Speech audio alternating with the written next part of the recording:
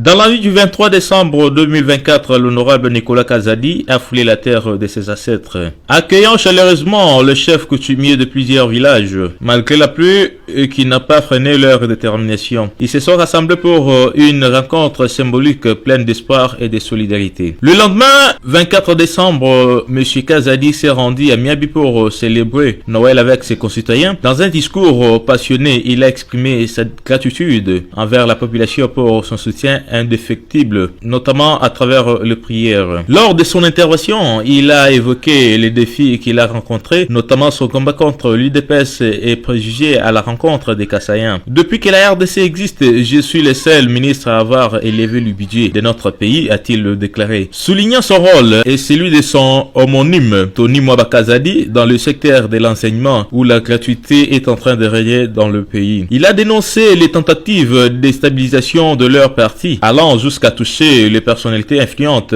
comme Augustin Kabouya. L'honorable Kazadi a également plaidé pour un changement nécessaire de la Constitution, insistant sur l'importance d'adapter les textes législatifs aux besoins du peuple. Mais je l'ai déjà dit plusieurs fois, la Constitution a beaucoup d'éléments qui posent problème et il faut les changer. Il faut que cela se fasse dans le calme, dans la paix, et j'ai demandé à la population de Miabi de manifester son attachement et la confiance vis-à-vis du président pour la conduite de ces changements. Parce que le président est bien inspiré et ce qui va sortir dépendra également de la manifestation de chacun des Congolais et chacune des Congolaises. Et les populations de Miabi ont promis d'accompagner le président sans faille pour que ces discussions et les conclusions de ces discussions aillent dans l'intérêt du pays et uniquement dans l'intérêt du pays. En matière de développement local, il a annoncé la création d'une boulangerie à Miabi, projet qui permettra aux jeunes de produire leur propre pain pour la vente. À cette occasion de Noël, j'ai voulu mettre à jour, informer la population de Miabi sur tous les travaux que nous faisons pour le bonheur de ce territoire. Nous avons eu la chance d'avoir l'énergie électrique. Cela nous permet d'avoir maintenant des activités économiques et nous sommes en train d'installer une boulangerie qui sera la première boulangerie moderne du territoire grâce au courant électrique et qui va nous permettre de produire du pain de qualité qui va être vendu non seulement à Miabi mais également dans tous les territoires de la région et notamment à Mbujimai. Et ça va pouvoir permettre d'employer les jeunes de la province et créer une économie, un dynamisme. Kazadi a aussi appelé à l'unité face au conflit foncier entre les territoires Lupatapata et Kabeya-Kamwanga, exhortant les habitants à éviter toute forme de violence. Nous sommes unis et aucun conflit ne doit nous diviser, a-t-il insisté.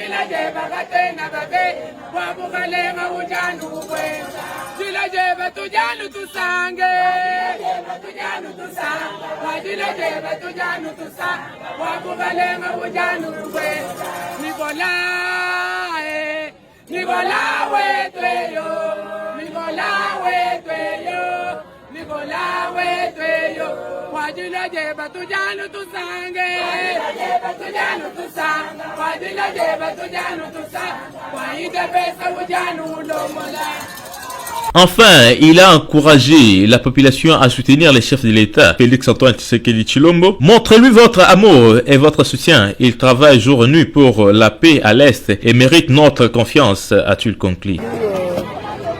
Parler à la base d'un certain nombre de sujets. Le premier d'entre eux, c'est leur demander d'accueillir chaleureusement le président de la République, qui est dans des combats multiples, combats à l'extérieur du pays par rapport à l'agression, combats à l'intérieur du pays contre tous les ennemis de l'intérieur.